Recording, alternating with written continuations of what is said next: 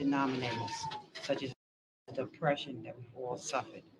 And I'm here to help you pray for me and with me so that we can end this in all of our communities. What is your name Janice Robertson. and your father's name? Curtis Carter. No, that will give to charity for you, to charity for your parents that have educated a daughter like you, that is now helping all the people around us and around you, and all the people from New York, of the whole New York, by bringing more peace in all part of New York. You're automatically increasing the measure of peace in all New York, and after that, in all United States. And God Almighty bless you. That it will be peace in all the nations of all the world. God Almighty bless you. Thank you. Good evening, ladies and gentlemen. My name is David Levin. My wife and I have the privilege to be the Rebbe's Shluchim, the Rebbe's emissaries to Quebec City, servicing the needs of Jewish locals, students, and visitors since 2006. On behalf of Chabad Lubavitch of the Quebec province, it is my pleasure and honor to welcome you to tonight's special event, the Rebbe on Equality, Race, and Destiny. Au nom de Chabad Lubavitch de la province de Québec, il est mon plaisir et mon honneur de vous recevoir ce soir pour un événement spécial, le Rabbi sur le sujet de l'égalité, la race et le destin. The Rebbe, Rabbi Menachem Mendel Schneerson, is the seventh generation leader of the Chabad Lubavitch movement, which is dedicated since its inception to serve the spiritual and physical needs of each and every Jew all over the world. To that end, the Rebbe galvanized his followers to establish Chabad centers in every corner of the globe. Here in Quebec, under the directorship of Rabbi Beryl Mochkin, Chabad maintains over 50 institutions and Chabad houses across the province of Quebec. Tonight's event is in honor of the 26th yahrzeit of the Rebbe, Gimel Tammuz, the third of the month of Tammuz, which this year is this Wednesday night and Thursday. We begin our program with the recitation of the Tehillim, Psalm 119, led by Rabbi Mochkin. Please join me. Ashris mimedorech hahilchim b'seres adinoi, Ashri neitzrei deisov b'cholei midrashu, Ach lekol avlo b'drocho v'alochu, Ach totzi b'so pikodecho lishmer meyed, Ach alayikeinu drochoi lishmer chokecho, Oz liyebesh b'habiti okom mitzvaysecho, Eitcho b'yesher leivo, Long di mishpute tzidkecho, eschukecho, eshmeir, al tazreini ad meyed. Tikra brinosi ulfonecho adinoi, kidvorcho avineini, tovis kinosi ulfonecho, kibroscho atzileini, tabainos posagilo, kislamdeini chukecho, tan l'sheini mrosecho, kichol mitris Secho tzedek, din yotchol yozreini, ki pikodechon bachorti, ta'avti lishuoscho adinoi, v'seroscho shashuoi, chinam shius halaleko, mishpotecho yazruni, to isi kisa'evei, bakish avdecho, ki mitlisecho leishochochti. The Rebbe's leadership includes thousands of hours of public talks, during which he revealed many layers of profound insight in Torah. A hallmark of the Rebbe's teaching are the practical guidance to be gleaned from Torah's narratives and laws. In this way, he shed light on the social, moral, and religious issues of our personal and collective lives. To share with us the Rebbe's insight on current events are two gifted teachers renowned for articulating the Rebbe's teaching to audiences worldwide. Rabbi Manis Friedman, popular lecturer, scholar, author, and mentor, for many years translated the Rebbe's public addresses as they were broadcast live on cable television.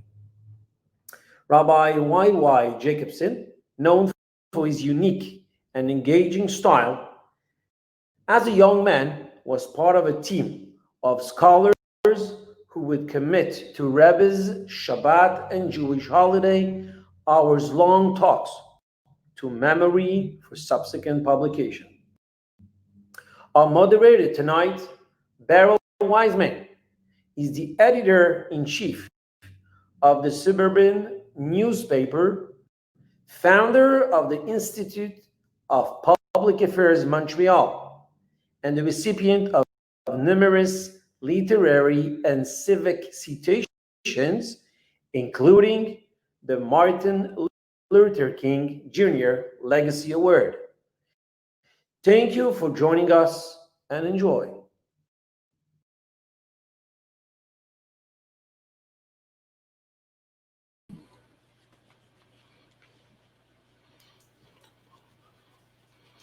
Hi, everybody. Welcome. Good evening.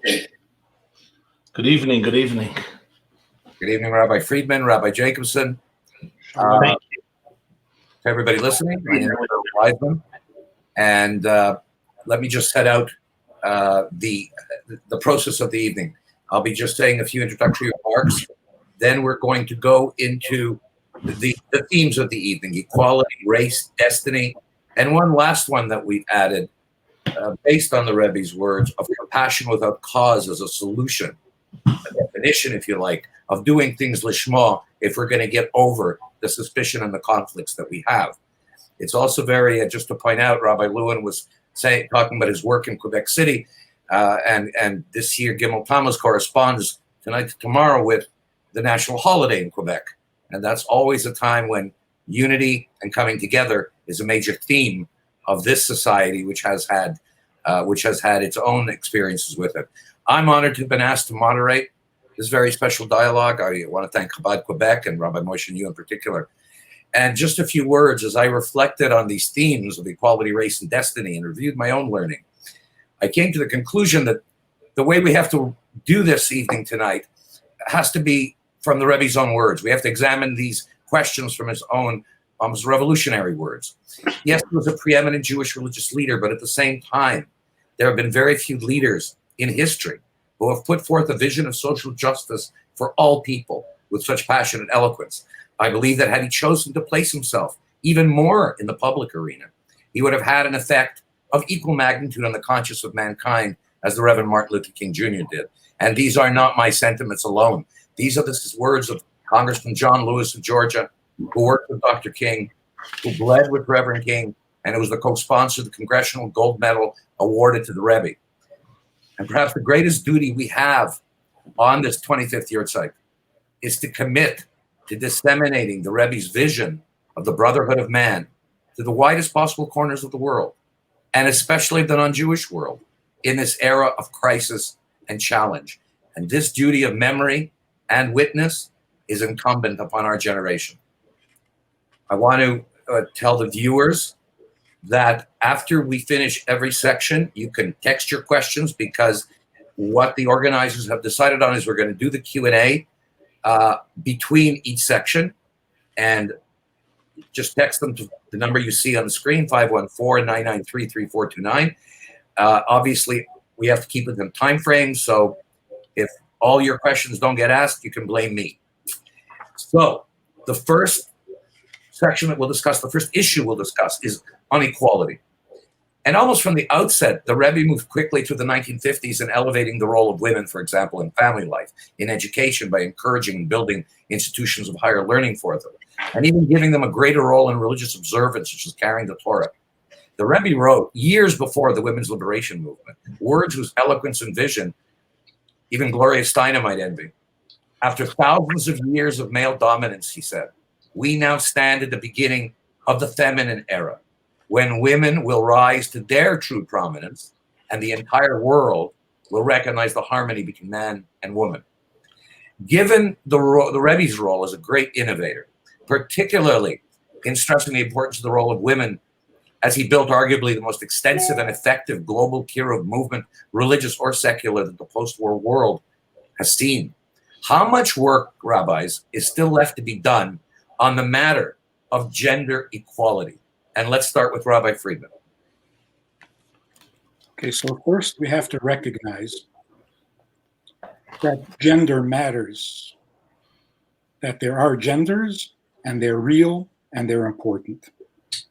So gender equality does not mean weakening the gender. So we can try to improve equality by making the masculine less masculine and the feminine less feminine until we become some kind of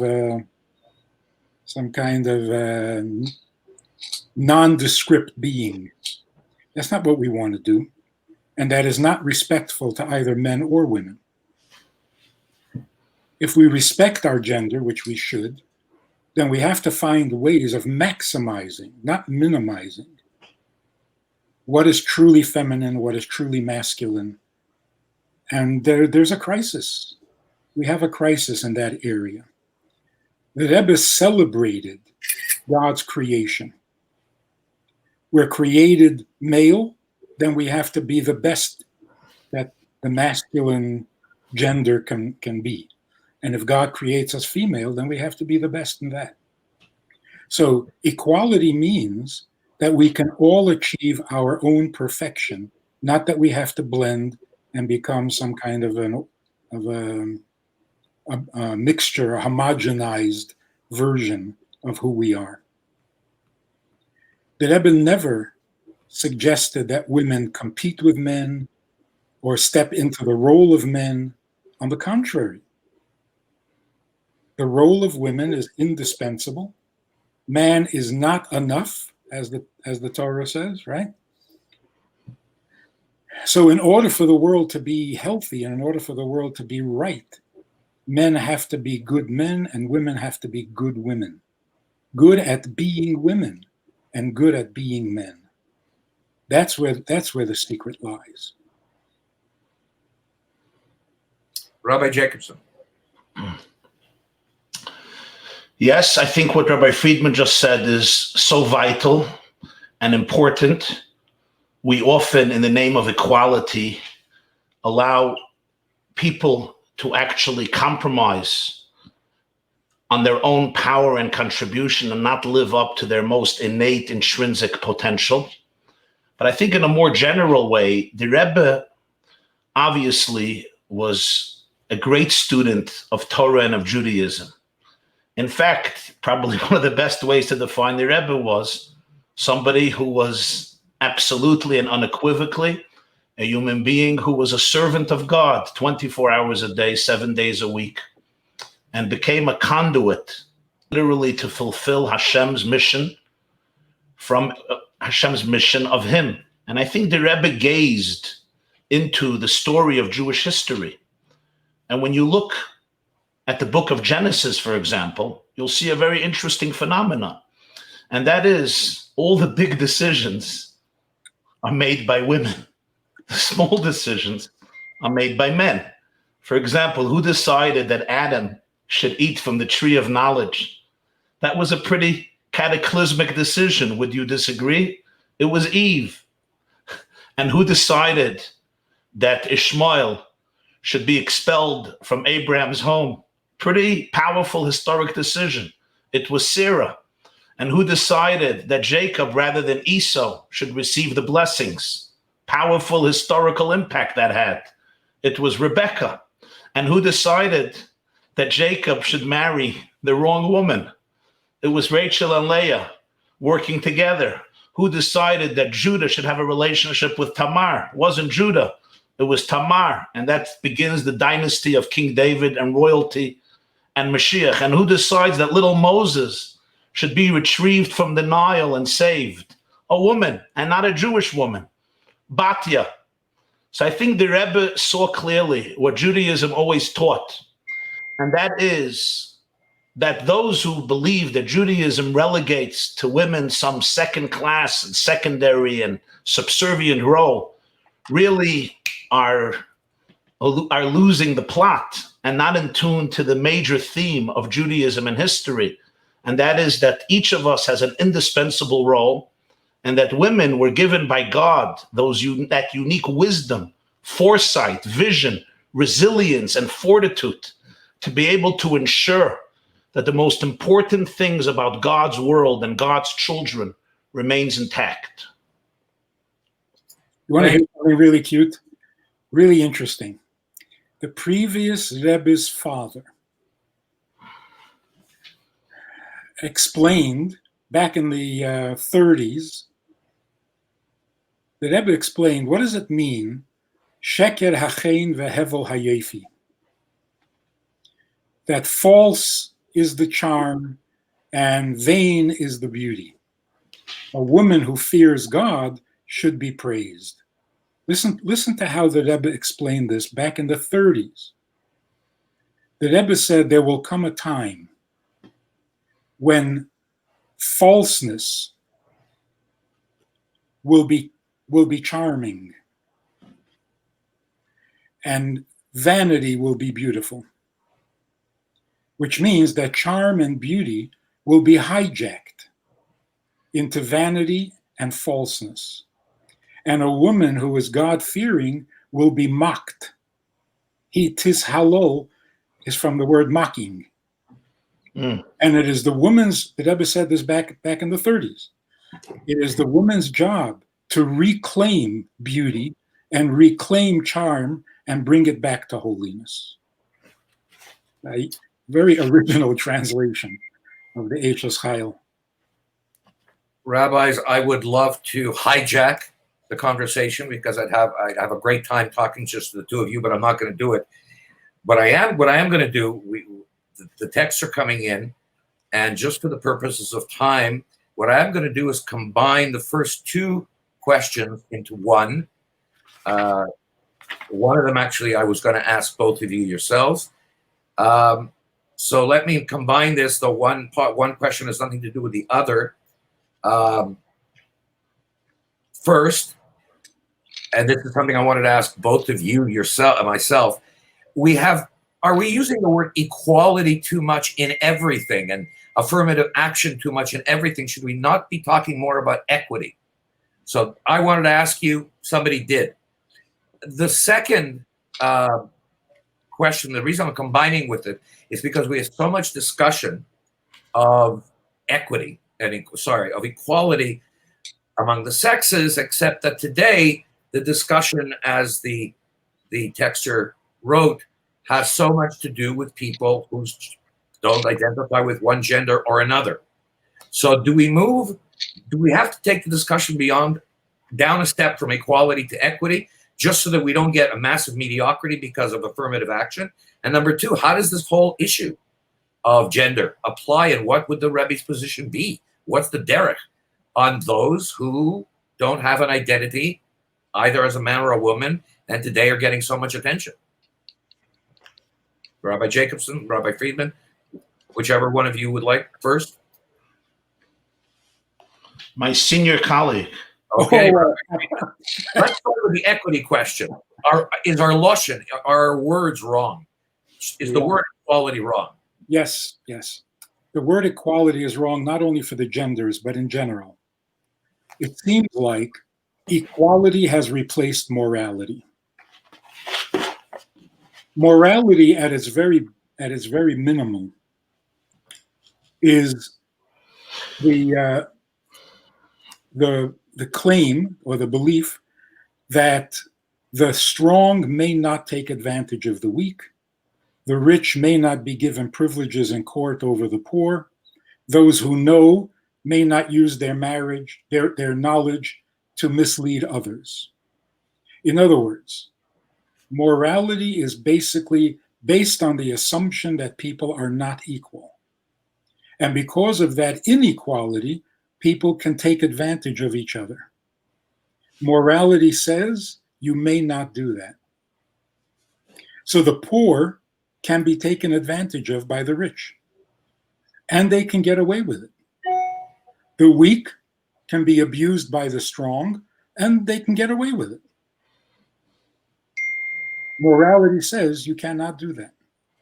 God says you must behave morally because of your inequalities. Now, when we don't believe in morality,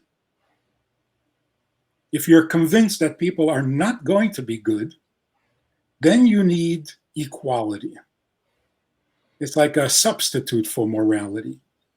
It's like everybody should have equal amount of wealth, and then nobody will steal because the other person doesn't have anything you don't have. That's not moral, that's amoral. Equality cannot be a substitute for morality.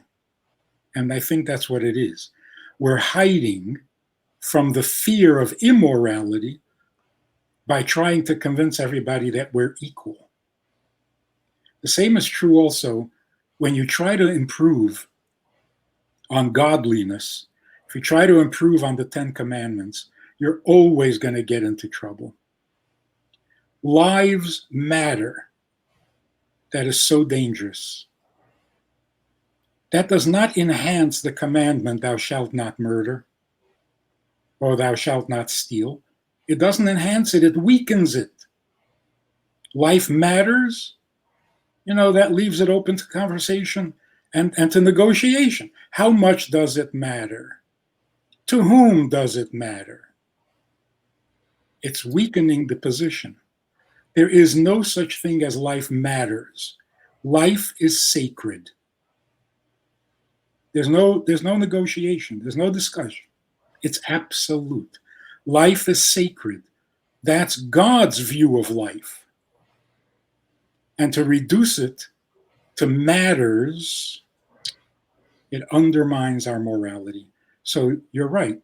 Equality is a poor substitute for morality, and it's not working. Thank you, Rabbi. Rabbi Jacobson.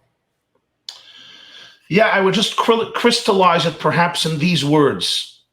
The notion of equality, a word that became so popular today and is entrenched in our culture, is really a response to the pain of thousands of years of massacres, prejudice, bigotry, hatred, racism, genocide, slavery, etc., etc.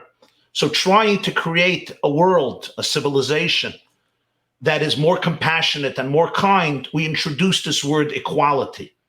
In that sense, we salute the fact that our world is coming closer and closer to a view and a perspective that we are all God's children, that God wants more than anything else that we should be kind to each other, compassionate to each other, loving to each other, that we're trying to bring our world to a place, to a time which we call Mashiach, when the consciousness will be one of harmony and of unity, and we will all recognize our innate oneness as manifestations of divine energy in our world. That tendency, that concern, that conviction that vibrates in the psyche of so many millions and billions of people today is extraordinary, a far cry from the culture of gladiators and absolute irreverence for human life, etc. However, there is an error in this. And the error, and I think Rabbi Manis pointed it out very wisely and accurately, and that is we don't help anybody by obliterating the concept of differences. Every person is unique. Every single human being has a contribution to make. I remember the Rebbe once said publicly at a gathering words, they were very powerful. He said, in order to avoid jealousy in the cosmos, there is not a single living organism or existence that is only a giver or exclusively a taker.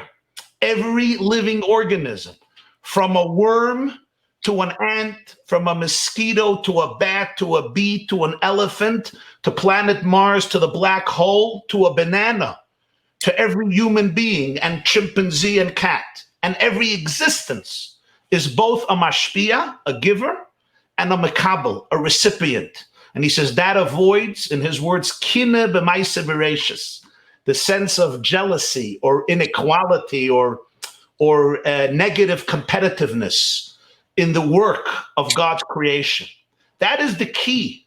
Equality in the sense that our greatest privilege is to be here for each other, never to take advantage of another person. On the contrary, if I have a resource, if I have a gift, if I have wisdom, money, talent, creativity, humor, authenticity, it behooves me to realize these are gifts that were given to me by my Creator in order to enhance the lives of the people around me and the world around me. That is my obligation. A gift and a talent, a power, a faculty is a privilege.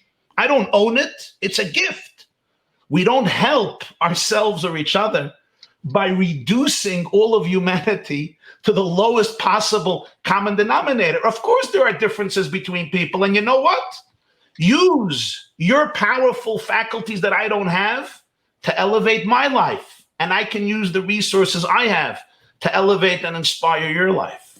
Rabbi Jacobson, I have to interrupt because we're getting a lot of texts. And again, I'm going to combine two questions. And I'm afraid you hoisted yourself on your own petard because this question is addressed to you. And I'm going to piggyback another, pardon the expression, another question on it, the one from before. So this viewer asks directly to Rabbi Jacobson, since you've given so many examples of the leadership of women, and since we have that direction, not only in your examples, but whether Devorah, the judge, whatever, we have this authority. Esther. This viewer asks, should we not continue in ritual the elevation and the equitization, she liked the equity part, of the role of women in ritual? And she addressed that specifically to you, but obviously, Rabbi Friedman, you'll also answer on this. And still, I think the previous question is one. The Rebbe was Torah in Derech Eretz. He lived in this world. The issue of people not knowing their genders or not feeling comfortable, we have to still address that questioner because the question is not taking a side. The question says, what do we say? What would the Rebbe say? So first, on Rabbi Jacobson, to you, on your point and the historical point of the historical role of women in Jewish leadership, in Jewish prophecy, God counts the tears of women, and we believe that women have a higher level of prophecy. Do we proceed further along the road the Rebbe started of women in ritual? And secondly, the older question, what say we? Gender identity. To gender, we have to say the word, transgender demands. Let's start with Rabbi Jacobson, please. Okay, great questions, and thank you for sharing them. So question number one. I added them two together. Yes. So question number one, I'm going to be very brief on both questions, even though they're quite loaded, and I think we could spend quite a few days or weeks. A whole hour on that. Right. So I'm gonna try to be very brief and just bring out some seminal points, and we could move on. And I would love to hear what Rabbi Friedman has to say as well. In terms of point number one, we don't worship ritual. Ritual is insignificant. I'm going to remind you one of the most important biblical scenes. Moses takes the tablets that were engraved by God and he shatters them.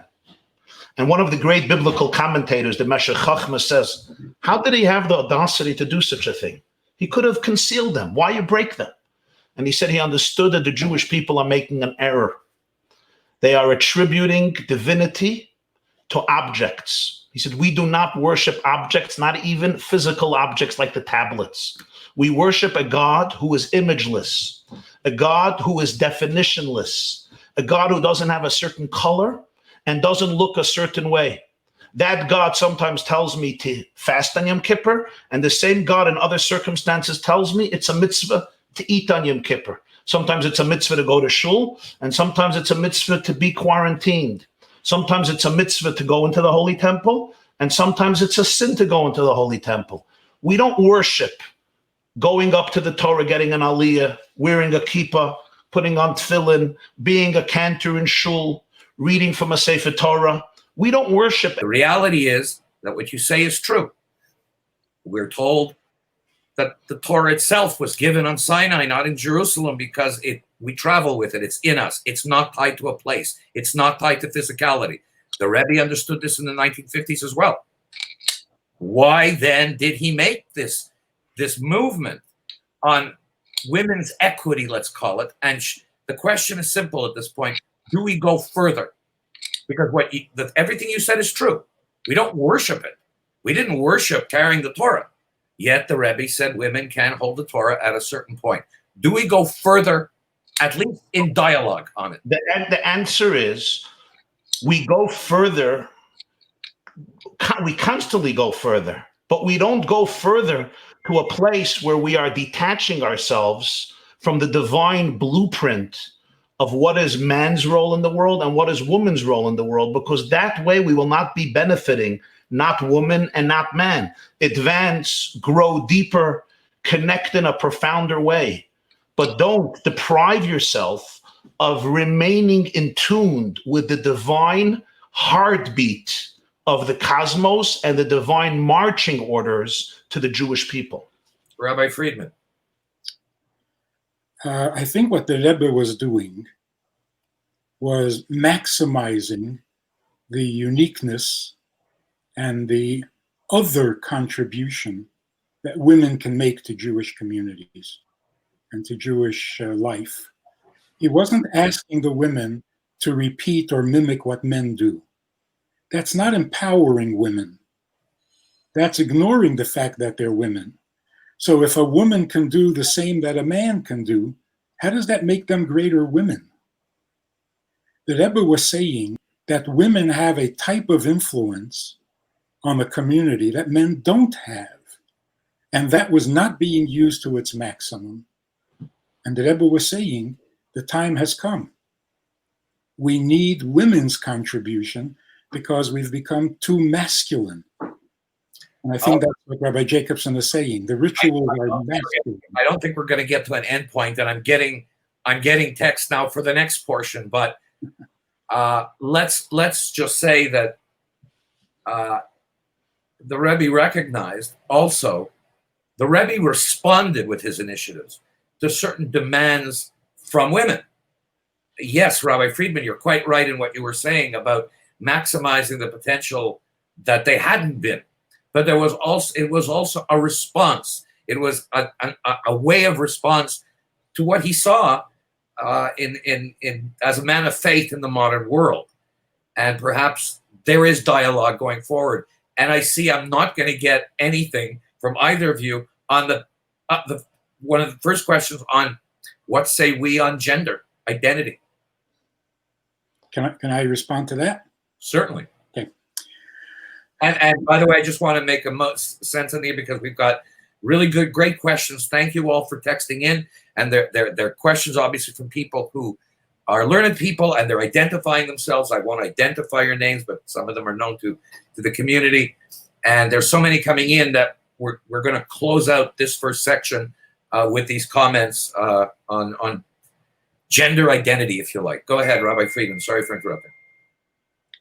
Imagine a woman is a mother of children, and she comes to her therapist and says, something's wrong. I have no feelings for my children. I don't have a maternal instinct. Maybe I'm not really a mother. What would the right thing for the therapist? What would the right approach be? What should he do for this woman? Now he can say to her, you're right. You're not a mother. You're not. Some mothers are maternal. You're not. It's a fluid thing. Or should he try to recapture the maternal feelings that a woman should have for her children. Now, there might be, I'm sure there are, women who really don't have a maternal instinct. They are the exception to the rule. And they need to be helped, and they need to be understood, and they need to be encouraged in what they can do and what their strengths are and so on. But you don't dismantle motherhood because of the exception. Women and men are fantastic. Being feminine, being masculine, these are awesome things. Yin and yang, they make the world go round. Are there people who don't have a strong masculine or feminine impulse or instinct? Probably. But that doesn't dismantle and invalidate being a man or being a woman. So if a child says, I don't know what I am, what should the parents do? Tell them that they're neither, or try to help them be what their biological condition says they are? Wouldn't that be healthier? Let me close up this section with an upshot of this question. This question, I don't think, I know, did not mean to say that should we change or should we not try and help. This question was from someone who understands that the essence and the success of Chabad Kirov is non-judgmental, that everybody is accepted within a community. I think the point of the question was people who have a confused gender identity and want to be accepted for whatever they are, not with special status, but just accepted, go into a shul and be there. Do we have a problem with that? Would the Rebbe have a problem with that? Either of you. Short, because we got to round out this section. Rabbi Friedman, Rabbi Jacobson? There are some technical problems. Yes. Like, where do we put the mechitza? So for the community, it would present a dilemma. And we need to find a solution to help those people. But it seems like the popular opinion is leaning towards dismantling all gender. So that if you say men and women, you're out of line because some are neither men nor women. We can't dismantle the law or the rule because of the exception to the rule. Nor should we ignore the exception to the rule. And that's in everything. What about a Jew who doesn't feel Jewish? Who thinks he's a non-Jew? Who converted to another religion? Now you're heading out to territories, Rabbi Jacobson said, where we can continue that conversation for another hour, which we don't have. But we're asking some pretty big questions here. That's not on this point, but I'll give you the last word on that, because I just want to stick to the time schedule and get on to the next section, on which we're already getting questions on race. So, thank you. I add something about gender identity? Sorry? I just want to add something about gender identity. Of course. Okay. I think that there are two extremes that we have, and we have to appreciate these two extremes and not fall into the trap of one or the other. In the popular conversation today, one extreme is it's all about empathy, understanding what the other person is going through, being sensitive to their experiences, to their identity, to their frustrations, to their desires, to their sexual instincts, to their pain, etc. And completely accepting them and embracing them for who they are and allowing alternative lifestyles to be celebrated as much as you celebrate any other lifestyle. Then there is the other extreme. And the other extreme, which is pretty prevalent in at least many segments of what you might call the Torah observant Orthodox or ultra-Orthodox Jewish community, and that is the law is the law is the law. Leviticus is Leviticus, and we're not changing the Hebrew Bible because we're living in the 21st century. Certain things are absolutely prohibited and unacceptable, and they are called abominations or whatever. That's another way of talking about this conversation. I think that the authentic Torah and Jewish approach manifested by the Rebbe, at least the way I understood it and I comprehend it, is that we should not fall into any one of these two traps. Empathy and non-judgmentalism is always important. Ethics tells us never judge another person until you have not reached their space. If I am not experiencing your struggle, if I do not experiencing what you're enduring in life, I have to always remain humble, non-judgmental, and completely empathetic to another person's life experience. That is the prerequisite for living a real life as a Jew, as a man or woman of faith, as somebody who wants to fulfill God's will in this world. On the other hand, and this is critical, I do not help a person whom I love and cherish by telling them that something that God feels is not good for them suddenly becomes good and celebrated. I will not judge you. I will be completely empathetic, but it would be cruel of me if I am a true student of Torah and the Torah is divine and God says that certain relationships, certain behaviors are not good for you, not in this world and not in the next world. I will not be compassionate towards you by saying it's not a big deal, it's fine, this is what you feel, go ahead and do it. I will empathize with your pain. There is a painful journey here, but this is a challenge that you have, and I want to be here for you with love in this challenge. I do not want to deprive you from the right choices that your Creator believes you're capable of making, even amidst an agonizing and challenging situation. Thank you. Viewers, we're moving on to the second segment, which is on race. In 1975, on the 25th anniversary of his father-in-law's passing, the Rebbe reflected on the two critical times when American intervention saved his life. The Rebbe said at the time, and I quote, "We are confident that the American tradition of active concern for those who are oppressed on racial or other grounds will be zealously continued. To be sure," he went on, "such action by those elected to public office is not always universally popular, but do not all deeds of virtue and duty require great courage?" In light of these words, and in light of the Rebbe, among other things, a lifetime of not only compassion, but involvement in civil rights. In light of these words, in light of the Rebbe urging his community not to move out of Crown Heights in 1969 just because many African Americans are moving in, but to live as good neighbors. And later in 1991, at the time of the Crown Heights riots, saying to New York's Mayor Dinkins, who had spoken of bringing both sides together, the Rebbe corrected him and said, "Mr. Mayor, we're all on the same side." What do you think the Rebbe's teachings would compel us all to do in terms of personal responsibility? Because that's really what the Rebbe was talking about of people in elective office. Personal responsibility, personal courage amidst the tensions between state authority and the African-American community today. And we started the other section with Rabbi Friedman.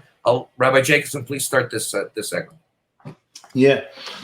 I would just make two very, I think, important and brief points. The Rebbe would often quote the Talmudic story. It's in Tractate Tainus, page 20. It's an incredible story. One of the greatest sages, his name was Rabbi Elazar, the son of Rabbi Shimon, met a human being who greeted him. And the rabbi looked at him and said, "Wow, you're ugly. How do you become so ugly? Are all the people in your city as repulsive as you?" And the man said, "Go to the craftsman who fashioned me and tell him, wow, you have really designed a grotesque vessel." So the sage apologized. And the man said, "I will not forgive you until you go to the craftsman who created me and tell him, how ugly is this vessel that you have formed." And when they came to the city, the rabbi went to the synagogue and he apologized in public for his lack of sensitivity.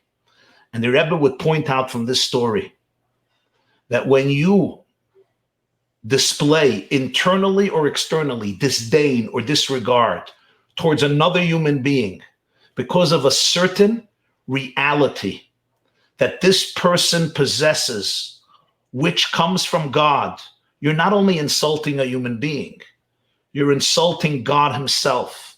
So the foundation of a life of Judaism and of faith and of Torah is that in every single human being, no matter his or her race, ethnic background, color of skin, or any other characteristic, physical or mental, when you're looking at a person, you are looking at a vessel that was fashioned and designed by the Creator himself, a person who is in the image of that Creator, and therefore respect to that person and absolute regard for the sacredness of hers or her life is paramount. It's absolute and it's unequivocal. In every person, there is divine inspiration. And if I am not inspired by any person I meet, it means that I am not fully in touch with the fact that they were fashioned by the divine craftsman whose imprint exists in their body, in their mind, and in their soul. This was a conviction, an idea that the Rebbe breathed, he lived with. I watched the Rebbe walk home almost every Friday night for many years. Late at night, my father, you knew my father was Mr. Conversationalist. He would not leave 770 until the last person that he could have a conversation with was gone. It turned out for me that we left shul when the Rebbe left shul when nobody else was there. And I would watch the Rebbe walk down Eastern Parkway humbly, quietly, unassuming. The streets were empty. The way he greeted every person, Jew and non-Jew, white and black. Crown Heights is filled with African Americans, men and women from the African American community, from other communities, with such dignity, with such sensitivity, with such kindness. It was what you call real equality, authentic equality, the real deep respect towards another human being, realizing that you were created in the image of God. I think that was a fundamental teaching of Judaism that the Rebbe personified. Coupled with that, it was so important to the Rebbe that because of this, every person is capable of living up to the deepest standards of morality, and the key is education. When we look at any community and we say, you can't expect so much of them because of their suffering, or lower the standards, this is what's to be expected. That for the Rebbe was a demonstration of a very deep racism. No, every child created in the image of God deserves an education of values, learning right from wrong, and learning that they individually and collectively are capable of living life to the fullest, of living a civil, moral, spiritually fulfilling life. Rabbi Friedman. You quoted the Rebbe's answer to Mayor Dinkins. Mayor Dinkins said, let's bring the two sides together. The Rebbe said there are no two sides, right? There's only one side. Which of the two approaches is more realistic? Which one is more poetic? The Rebbe. Bringing two sides together is not very realistic. Noticing, recognizing that there's only one side, that's realistic. But what did the Rebbe mean? What does that mean, there's only one side? In what way are we one? So the popular opinion is we should all be able to get along.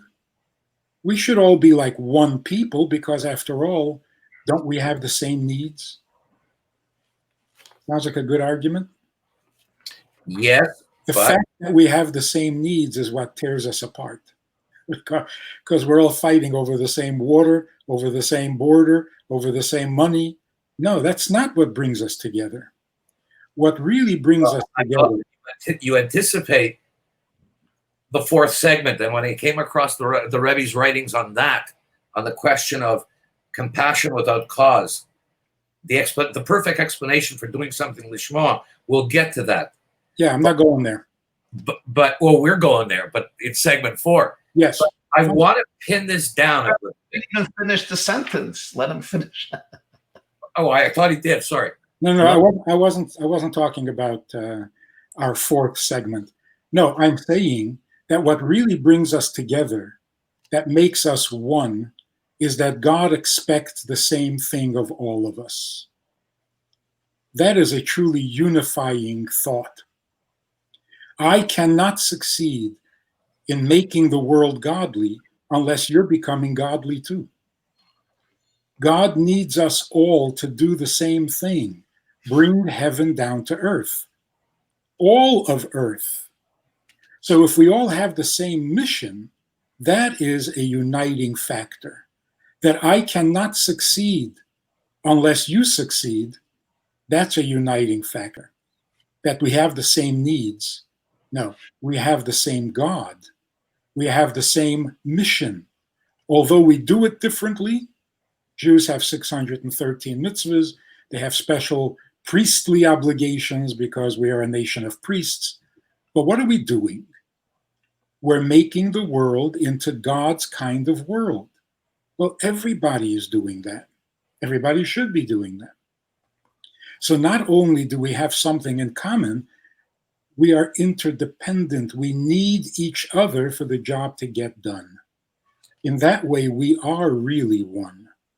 And that is more realistic than asking people who focus on their differences to put their differences aside.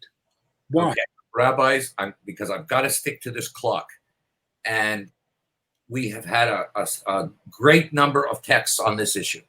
I am now going to put my editor's hat on. I'll put my lawyer's hat away. I'm going to edit the text, and I'm going to add a little remez of what I wanted to ask. So let me just formulate this question, and let me get back to the initial question, which I had posed. The question is, what personal actions do we take? And one of the texters brought up a very important point. So let me overlay that and make 3-4 texts into one question.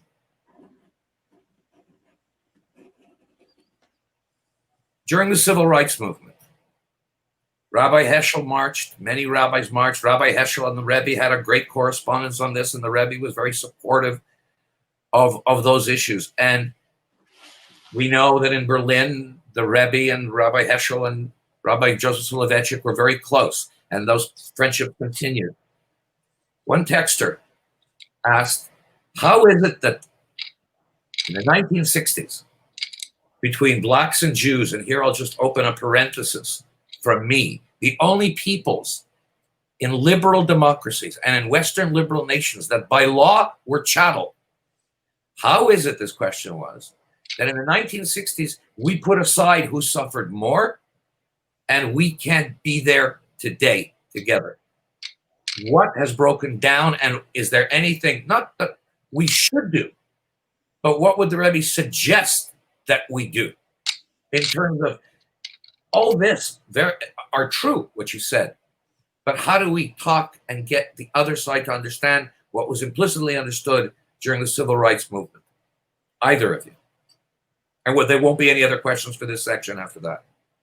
How do we get from where we are? How did we get so far away from then without talking about blame? But how do we get back to there? How do we get back to that common understanding that the Rebbe was talking about? Personal responsibility. It's not enough to talk about our philosophy. The Lubavitch Chabad succeeds because, if I may, it's the palmach of the Jewish people. How do we get back there? How do we get back to a communality of understanding of, if not equal suffering, equitable suffering, or as you, Rabbi Jacobson, said, empathy? It's not a matter of who goes first. It's not a matter of whether it should be the Jews or the African American community. The question from the listener, from the viewer, was, how did we get so far away from where we were? Well, I'm not a sociologist, so I can't answer your question of why. But I would like to address an even more important question. What is our duty today? What is our moral obligation today? That's exactly the question.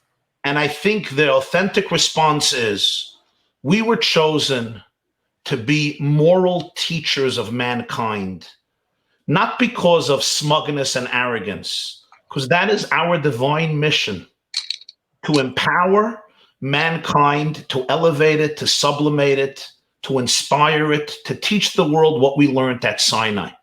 And I think today there's a historic opportunity for Jewish people from all persuasions, backgrounds, walks of life, from the United States of America, Canada, and many other countries, to reach out to the African American, to our Black brothers and sisters, and say, listen, you have suffered terribly. The institution of slavery was not just cruel and painful, but the savage suffering, the destruction of culture, values, family, the basic relationships between parents and children that slaves endured in the United States and in other countries is horrific. We, the Jewish people, sadly, know a thing or two about suffering. Let's be here together. We're all God's children. As the Rebbe said, it's not two sides, we're one side. The worst things we could have done for ourselves, the Jewish people, is to become victims for eternity and to say, the Germans are guilty, the Nazis are guilty, Stalin is guilty, Lenin is guilty, Arafat is guilty, this one is guilty. Yes, we have to stand up to bigotry, hatred, racism, anti-Semitism. But the narrative that defines a people is that we are capable of changing the world, that we're capable of inspiring and empowering people to become divine ambassadors of love, light, hope, healing, wisdom, authenticity, redemption. Our Black brothers and sisters, this is a time to rise to the occasion and realize that your inner sacred divine dignity could never be destroyed. Empower your youth to become people who are ambassadors of love, of kindness, of morality, together with the empathy of past or present suffering and racism. I think this is our extraordinary moral obligation as Jews, to use our influence in this direction. And I believe we can accomplish a lot, because this conversation is missing from the conversation today in America and other countries about race relations. Which is why I pushed the point. Rabbi Friedman? I just want to make this one clarification. Suffering does not make the world go round. Life is not about suffering, and it's not about not suffering. I wouldn't want the Jewish people to be known as those who suffered. That's not who we are. So we suffered. Thank God it's over. But that's who we are. Based on that, I'm going to design my life to protect myself from never suffering again. That's a miserable life. We can't define life by suffering. Nobody wants to be known that way. Nobody wants to be known as the people who suffered.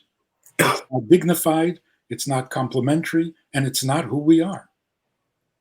So, yes, we need to reach out and teach and educate morality, godly morality, but not particularly to those who suffer the most, to every human being, because nobody lives their life based on suffering. Thank you, We live our life based on meaning. And if we don't know the meaning of our lives, then even if no one else causes us to suffer, we will suffer internally. Thank you, Rabbi. The third theme for this dialogue is destiny. In 1951, in his first talk upon assuming the leadership of the Lubavitch movement, the Rebbe made a dramatic challenge to people, to all people of faith, as a statement. He said, faith demands that everyone must do good on their own and not depend on his Rebbe. Don't deceive yourselves, he told his community, in thinking that I will lead you. And you will engage only in singing songs and toasting, and that will be enough. Each of you must carry your own load, do your own battle. I do not decline from helping, but nothing, even heaven, can replace personal responsibility. And he said this just before the war. Great writer George Bernard Shaw said something similar where he said liberty, and he was warning about Hitler, and he was warning the British people about Hitler, and he said liberty demands responsibility. That's why so many dread it. To both of you, have people today taken up the Rebbe's almost revolutionary challenge of personal responsibility, or do most still dread it and prefer to live in quiet, self-contained communities far removed from the modern challenges? Where do we go in modern destiny? Are we to be part of history, or are we withdrawing back? To either of you, Rabbi Friedman. Personal responsibility, absolutely. Anybody in all of history understood personal responsibility, or they never got anywhere and never amounted to anything. The Rebbe took it a step higher. We are not only personally responsible, we are partners with God in creation, which means God depends on us to be an active partner in making the world what it's meant to be. So it's not only personal responsibility because of the dignity of the human being, independence, freedom of choice. On the contrary, freedom of choice is not a compliment at all when we have a much bigger responsibility and a much bigger role. We are partners with God, and therefore we have to do our half, our share. Otherwise, we frustrate the entire plan of creation. So it's not just human dignity, it's cosmic. If we don't do our half, God's plan is frustrated. So it's bigger than just everybody's got to do their share. Let me just broaden the question a bit for Rabbi Jacobson. What I was driving at here, has the community, have all people become too dependent? Hasidim on their Rebbes, lay people on their political representatives, taking everything at face value, taking orders without questioning and without intellectual rigor and without challenge. That was the point of my last question. Are we becoming, all people? So, to go back to what Rabbi Friedman said, a life lived with a mentality of suffering is not much of a life at all. Have humanity, particularly in the Western world, have we become so pummeled into submission of fear that we will grasp at any direction from anyone without that personal responsibility? Doesn't mean marching in the streets. It means taking responsibility in your life without having to have an answer and a dictate on every aspect. Have we become a weaker generation, Rabbi Jacobson? Arim and Arim. We're not just talking about Chabad here. We're talking about the Rebbe's words for mankind, for our society today. It's a great question. So, they still often quote Karl Marx that religion is an opium for the masses. And I think if you study religious philosophy over the last few thousand years, you will see that humility is always considered a very vital virtue. Of course, Moses is described in the Bible as the humblest human being walking the face of the earth in the book of Numbers. We just read it 2 weeks ago. But how do you describe humility? What is humility? And I think in religious philosophy, you will see two streams. One stream that is still embraced by many people is humility really means that you should realize that you're a shmata. You are futile. Not futile, but as we say, you've come from earth, you're going to go back to the earth. Many of your dreams are futile, you're frail, you're weak, you're mortal, you're completely dependent. And just be humble, because realize how small you are in the big picture. That's one perspective. For the Rebbe, humility meant the exact opposite. And it's hard even to describe in words how for the Rebbe, humility actually meant the exact opposite. Humility meant that you realized that at every moment, you are an ambassador of God. You are a conduit for the divine, and therefore you have infinite power. You are invincible. You are indestructible. Your abilities are extraordinary. You know why? Not because you're so great, but because you are a manifestation of God in this world. The more humble you are, the more powerful, creative, revolutionary you become, because you see yourself as a shliach, as a messenger of Hashem, and therefore your vision, your dreams remain unstoppable, and you know that you can overcome adversity. You can turn every challenge into an opportunity, and you can take every obstacle and literally allow it to turn you into the most powerful, divine, and great person and impact countless lives. There were few things that bothered the Rebbe as much as when he saw people forfeiting the opportunity of recognizing how much infinite potential, how much beauty, how much godliness, how much resilience and strength, fortitude and prowess lay embedded in their soul. It was once Purim.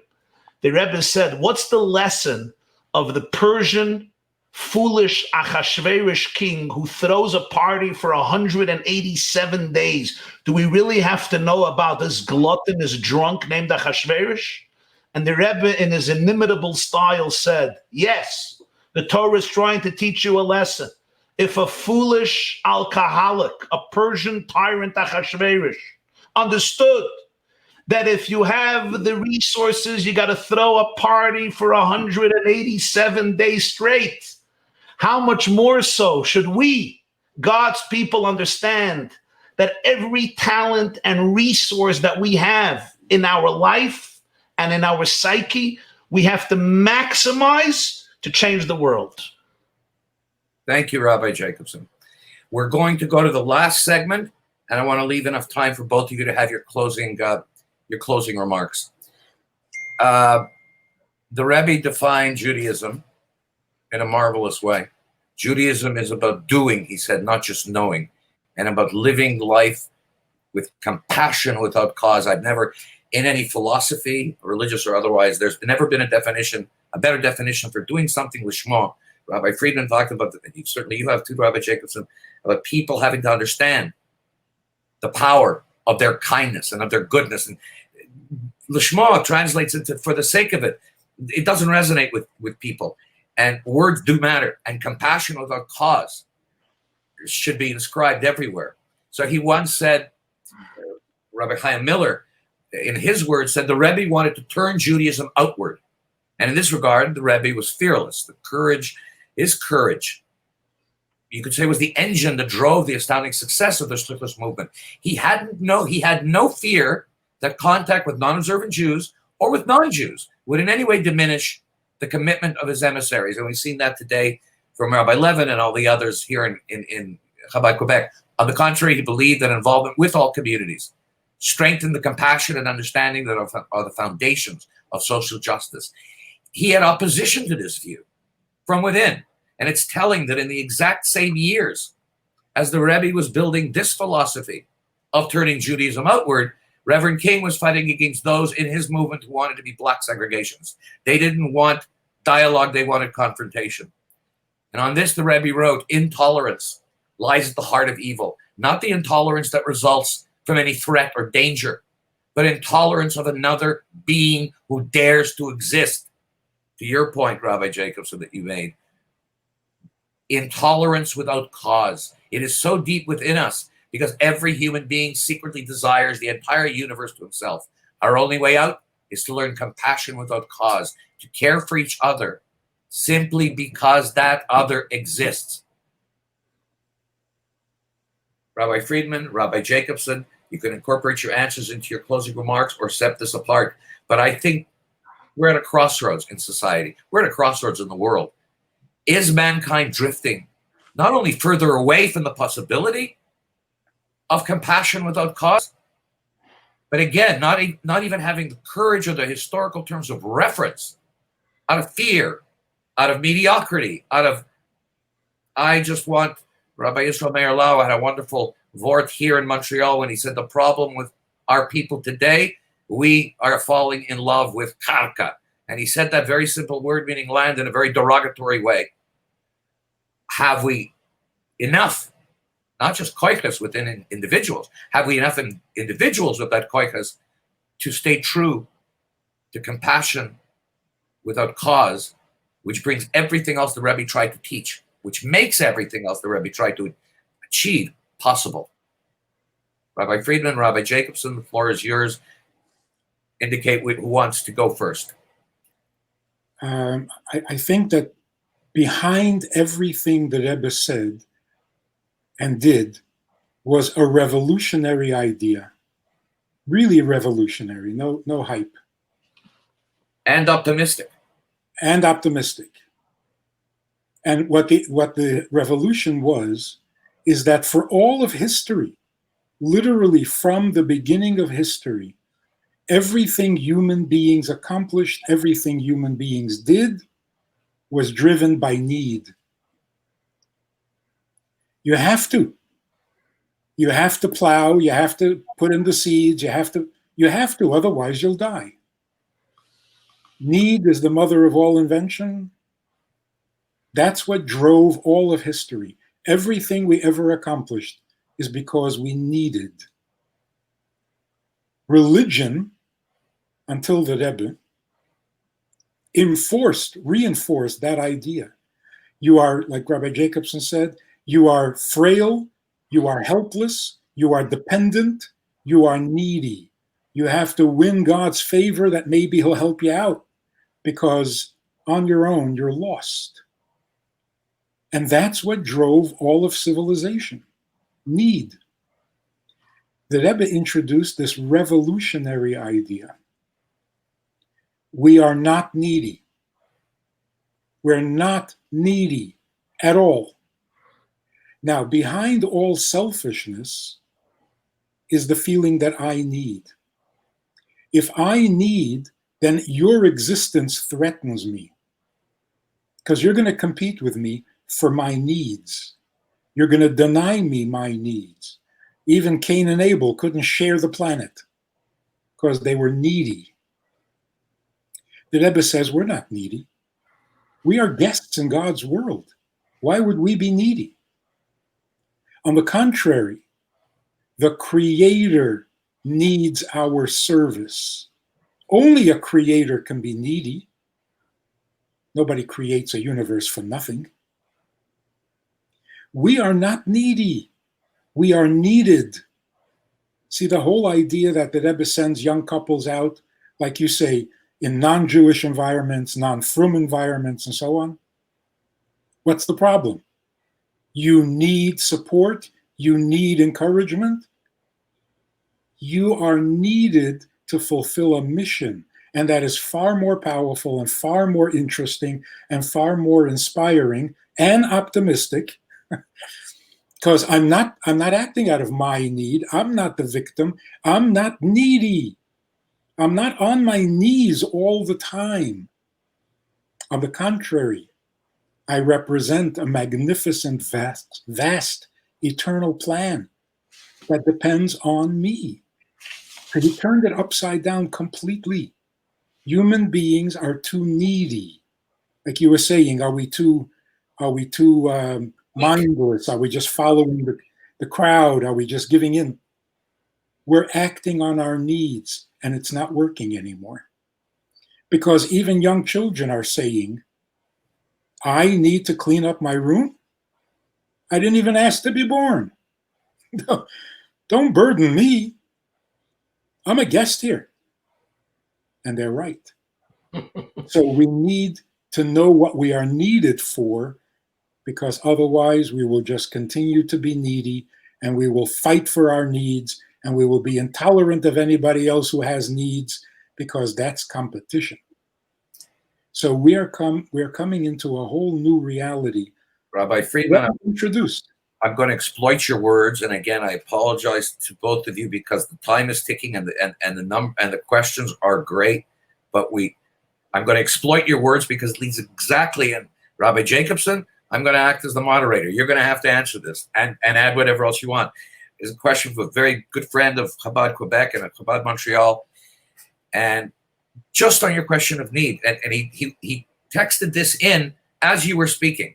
So the Rebbe's words on intolerance had to do with almost jealousy, that people have to end this jealousy of not liking the other because they exist. And as Rabbi Friedman said, because they have needs, but I have needs, and I'm not going to let him get what I want. So this text has asked the following. Are some of the current tensions between African Americans and white America, between African Americans and Jewish Americans, are they greater at the lower end of the economic scale, the income inequality question, and less at the higher? And is equality, and here I'll use equity, equality in economic affairs, part of what the Rebbe was talking about when he talked about respecting the other and not hating the other just because he exists. And therefore, as Rabbi Friedman said, he's going to have his needs, and you're afraid that your needs, my needs, are going to be forgotten.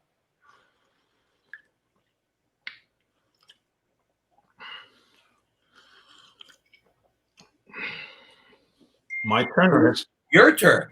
I preface that by saying I'm going to exploit Rabbi Friedman's phrase because the text just came in as he was using it. They're even calling in now from Toronto. They forgot. Viewers, please text your questions. 514-993-3429. No, he's calling to tell you that he loves you. It's a her. Rabbi Jacobson, please. He's calling. I have no idea. Rabbi Jacobson? Yes. I was gratified to read an article a few days ago by Cynthia Ozick, famous writer in the Wall Street Journal, entitled The Anti-Semitism of the Intellectuals. And she makes a very powerful case, which I think many of us knew before, but she documents it, how people should not err that the anti-Semitism comes from what we call people who grew up without an education, without an understanding of history, of the history of racism, knowing about Holocaust, genocides, massacres, pogroms, slavery.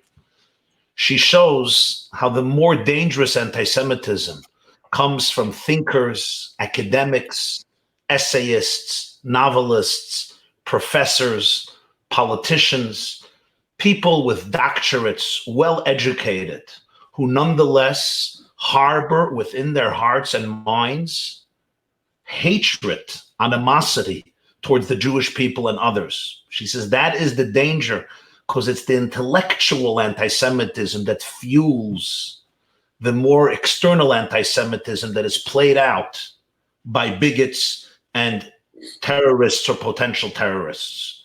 So I think this is a very authentic danger that Cynthia Ozick points out on one side of the spectrum. On the other side of the spectrum, physics is searching for the string theory. We're searching for that singular mathematical equation that can explain the entire cosmos.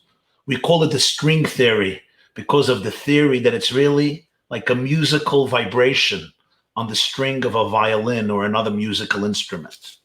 And I would say, if you're looking for the common denominator in 90 years of the Rebbe's writings, teachings, essays, letters, talks, addresses, it's articulating the string theory of Judaism, seeing all of Judaism as ultimately demonstrating and embodying and living, manifesting the divine harmony and oneness that pervades cosmology, philosophy, astronomy, mathematics, biology, medicine, psychology, theology, Jewish law, current events, because the world is ultimately one. Hashem Echad. Mashiach's coming means that we will all live that oneness.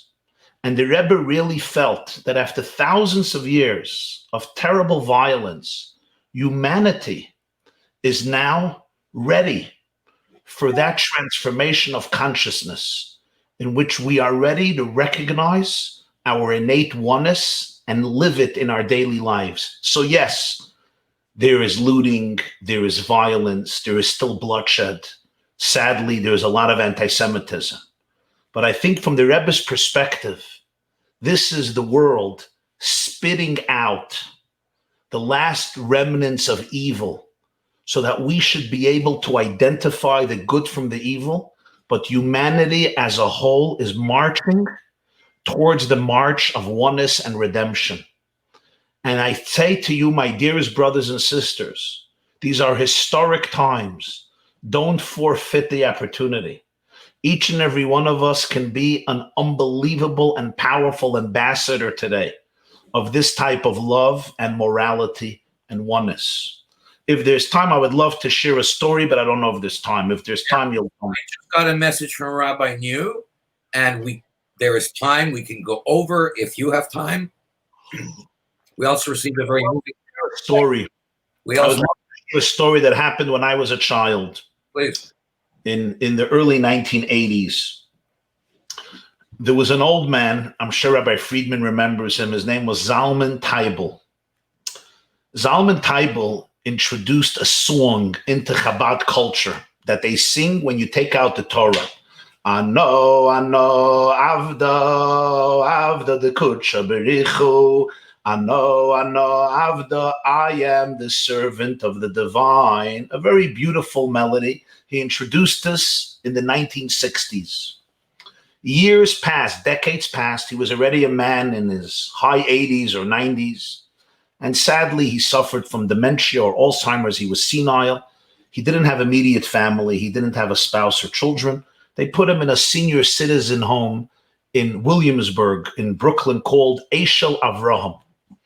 And one year they brought him right before Yom Kippur to get honey cake and a blessing from the Lubavitcher Rebbe. For the new year, the Rebbe would distribute honey cake, lekach, right before Yom Kippur, the eve of Yom Kippur in the afternoon. He comes to the Rebbe's room where the Rebbe was giving honey cake. The line extended for blocks down Eastern Parkway, up Brooklyn Avenue. Thousands of people were waiting online to get the honey cake from the Rebbe, literally an hour or two before Yom Kippur would descend upon the horizon. And he approaches the Rebbe. He came in a wheelchair. People were holding him, his assistants from the old age home. But sadly, he was senile, and he didn't recognize the Rebbe. He was there, but he was out of it. And the Rebbe looked at him and started to wave the cake because they had a very close relationship. Reb Zalman Teibel was a devoted chassid and disciple of the Rebbe. And now the Rebbe saw him after a few years of being in a senior citizen home, and he was completely out of it. It was a painful moment, and the Rebbe wanted to connect to him consciously, but he couldn't. And the line was going very, very fast, and Zalman Teibel was just out of it. And the Rebbe suddenly, unexpected, in front of the door of his room, started to sing a song, solo. The Rebbe sang the song that Zalman Teibel brought to Chabad decades earlier in the 60s. The Rebbe started to sing. The Rebbe had a beautiful, beautiful voice. Anybody who heard the Rebbe sing, your heart could melt. He was an extraordinary warmth and passion in his singing, and very subtle, very subtle. And the Rebbe starts, Ano, avda the kutsha berichu. The secretaries of the Rebbe were startled. It's right before Yom Kippur. Thousands of people are waiting. The whole line stopped. And the Rebbe is singing, Ano, avda the kutsha berichu. In the middle of the song, Reb Zalman Teibel came back. His consciousness, the melody triggered something very deep in him. And he suddenly became aware. And he looks and he sees the Rebbe. He's in front of the Rebbe. And he broke out in such a smile because it was like the happiest thing he could have imagined. That he's standing literally in front of his beloved master, his beloved Rebbe. And he was smiling. He was so happy and so joyous. And the Rebbe saw this. And the Rebbe gave him a piece of cake, gave him a beautiful, beautiful, warm and loving blessing. And Reb Zalman Teibel moved on. They took him back to the home of senior citizens. And the line continued. And for me, this is such an incredible and powerful lesson. How the Lubavitcher Rebbe, who was a world and global leader and spoke about a vision of changing the world, transforming civilization, uniting the entire Jewish people and all of humanity as we discussed tonight.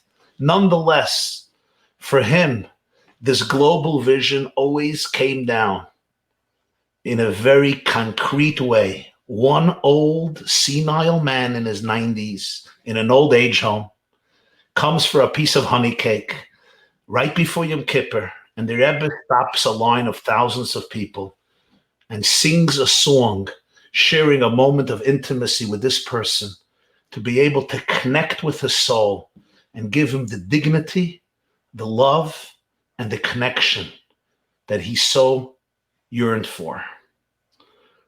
All of us can learn from that. Rabbis, we have more questions. They're very much variations on the theme. But you know, the Rebbe taught, if you want to see God, you want to feel God, go to where there is suffering. And I just got a text of a question a few minutes ago. Has nothing whatever to do with equality or race or destiny. It's about a woman suffering. And she wants a simple answer. And I'm going to read the question because you tell your stories of the Rebbe, and the Rebbe would also have time to see two black boys, black boys playing near 770. And they would sometimes, and he would come over to them and say, your brothers, don't fight. And he would give them dollars now and then and tell them to buy something. One of the young boys grew up to be the councilman, Crown Heights, James E. Davis, who was later killed. And his brother to this day remembers we were 10, 11, 12, and there was this man who now we know as his brother said, the Grand Rebbe. But then we just saw he was a nice older man who cared about two young people. On that note, and I apologize to Rabbi New, but I think he'll understand and I think he'll agree. We're going to just go, we're going back to the tachlis. Your tachlis, your rabbis. This is the question. And it's just a gewaldic little question. There's a woman out there suffering, and she has to be addressed more than the great themes. Because if we're going to celebrate the Rebbe's life, that was the whole point. He brought comfort. Listen to the question. Simple question. What happens to the neshama of a person when we come to his kever? Does he hear us? My son was nifter 6 years ago, and I go very often and miss him so much. My heart is still so torn. What do we say to this woman tonight as we contemplate the Rebbe's legacy? Rabbi Friedman, Rabbi Jacobson.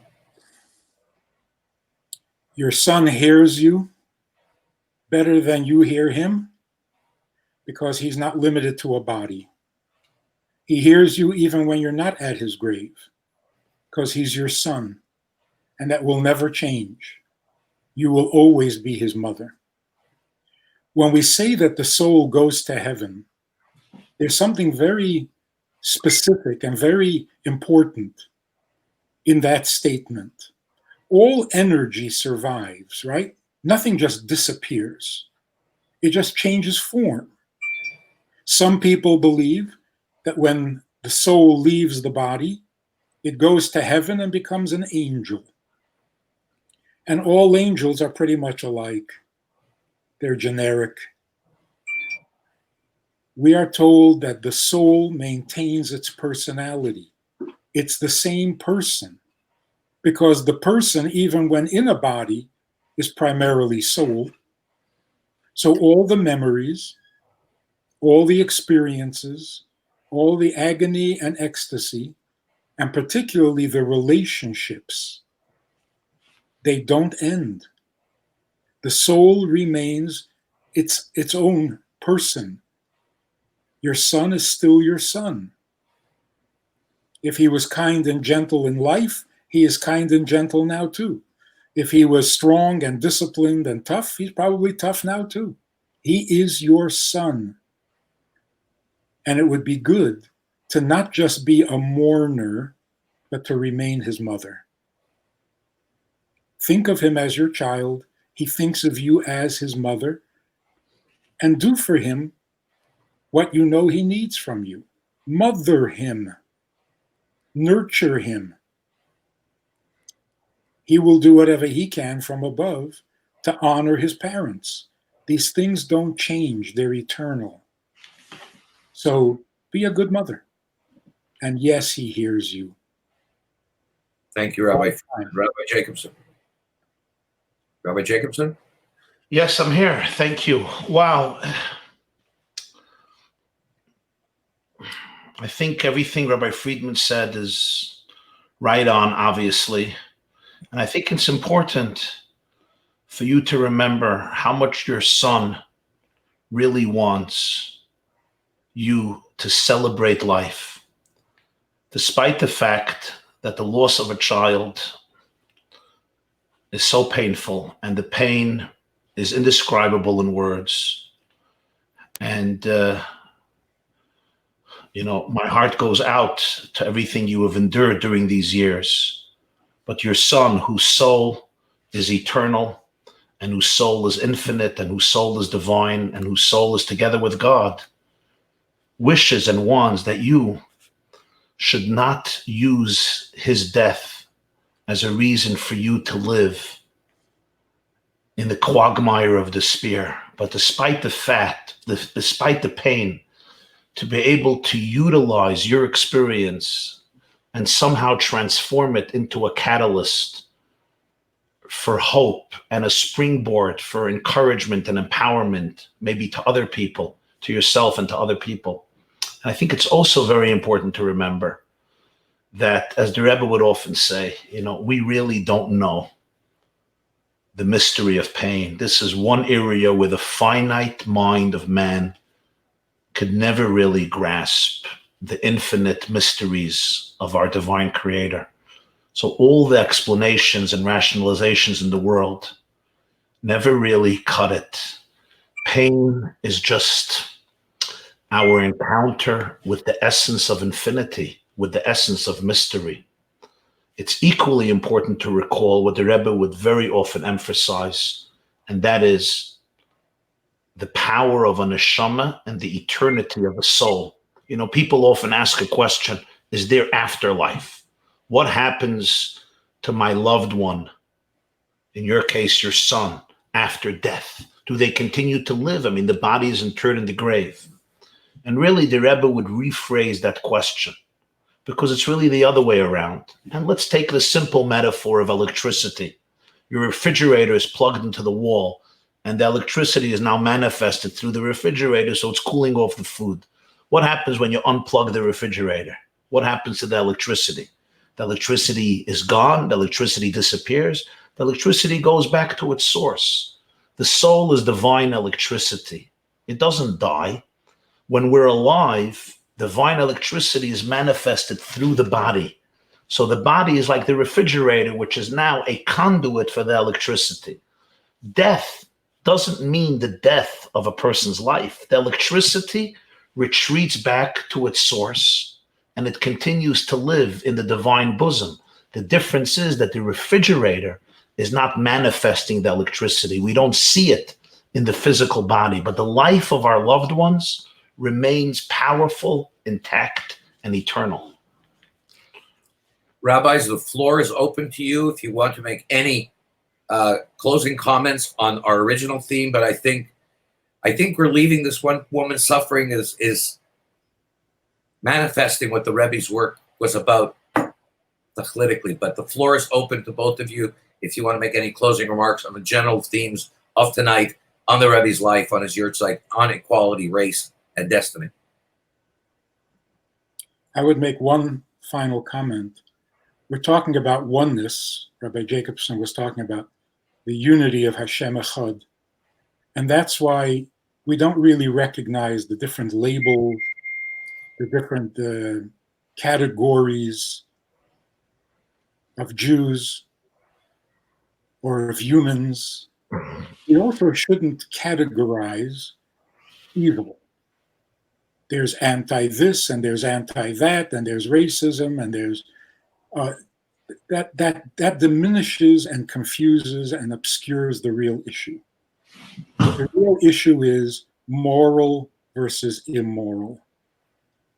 Now, Rabbi Goldstein, the rabbi in Poway, who spoke so perfectly and so beautifully after that horrible event, one of the most impressive things that he did, he never referred to the shooter as an anti-Semite. I think he was right. He referred to him as a wicked, evil person who was never taught right from wrong. Whether it shows itself in anti-Semitism or in any other kind of bigotry or any kind of hatred, these are all just details. The real issue is morality.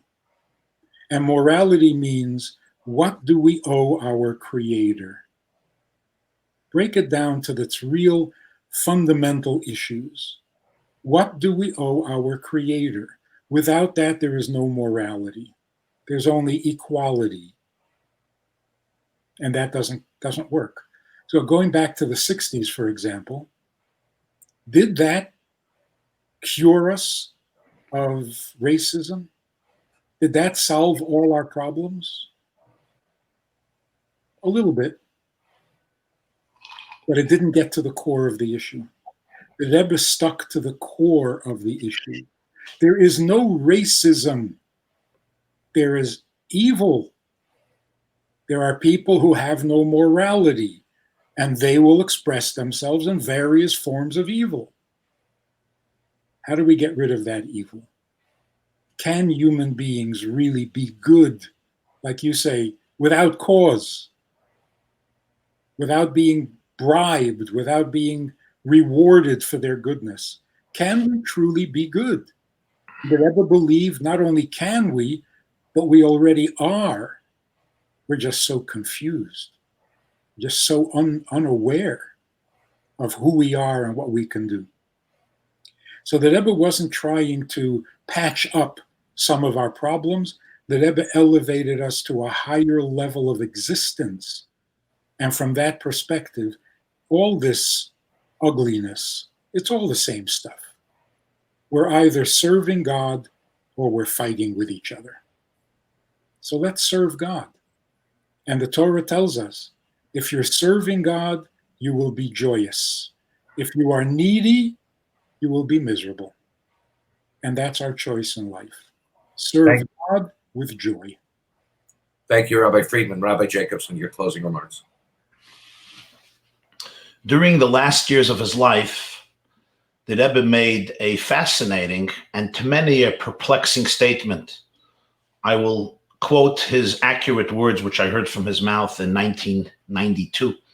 He said, Nestaima avodas habirurim, which means the long labor and work of the Jewish people and of humanity to separate, birurim, to separate the good from the evil, the negative from the positive, the holy from the unholy, has reached its culmination. And people were very perplexed. What did the Rebbe mean? And I think as we observe events unfolding now, we can perhaps have some appreciation of what I think was part of the meaning of the Rebbe's visionary words. And that is, we live in a time where our systems, internal and external, are getting ready to welcome the dawn of a new consciousness, the consciousness of redemption. For that consciousness to descend on our lives, we have to get rid of the last remnants of toxicity, of negativity, of evil, of pettiness, of ungodliness, of all the forces that obstruct our true potential. We are seeing today amongst ourselves and amongst people around us a lot of anxiety, a lot of stress, a lot of systems that seem predictable, breaking down all around us. Don't get discouraged, the Rebbe was saying. On the contrary, when you are experiencing anxiety, stress, toxicity, those are the remnants of unholiness that your system is bringing up so that you should be able to identify those final obstacles that are not allowing your inner divine glory to shine. Welcome your anxiety as a teacher to teach you what is behind the anxiety. There's something that you need to confront and deal with in order to extricate it from your life so that your infinite divinity, that your alignment with God can be perfect, so that each and every one of us becomes that human being who we were destined to be, ambassadors of the divine to reveal the oneness in ourselves and the oneness in the universe. Thank you, Rabbi Jacobson. Thank you, Rabbi Friedman. Thank you, all the participants. I want to thank Chabad Quebec and Rabbi Moshe and you particularly. And please let me remind all the viewers and the participants that this whole dialogue, this whole event will be available shortly on YouTube. And to get the direct links and also on Facebook, please go to chabadmontreal.com. And that will guide you to when exactly this will be up, which should be within the next 24 hours, I'm told. Once again, Rabbi Manis Friedman, Rabbi Y.Y. Jacobson, it's been a pleasure and a privilege for me. And thank you all. Thank you for your very, very pertinent questions. And we go forward and we continue. Thank you. Thank you both. Thank you. Have a good night. And you.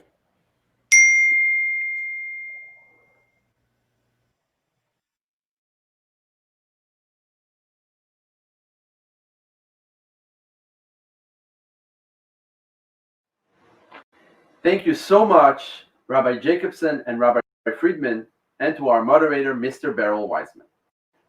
My name is Nachum Lapkowski. My wife, Malki, and I are the Rebbe's emissaries to St. Lazare and the Hudson area. On behalf of my fellow Shluchim across Quebec, I would like to thank you all for taking part in tonight's event. Before you go, we have two very important announcements. Firstly, Gimel Tammuz, this Thursday, June 25th, the anniversary of the Hilula of the Rebbe, is a day of tremendous blessing. Please take a moment to write a note including your name and the names of your loved ones to be placed at the Rebbe's Holy Ohel for blessing. You can do so by emailing ohel@ohelchabad.org. Secondly, Chabad of Quebec is proud to invite you to a day of learning. 30 classes in 5 different languages. A new class will start every half hour on a wide range of topics. Tune in to facebook.com/Chabad Montreal this Thursday, June 25th, 8 a.m. to 10 p.m. Once again, thank you so much for joining us this evening. And may we merit a world perfected and redeemed with the imminent coming of Mashiach. Amen.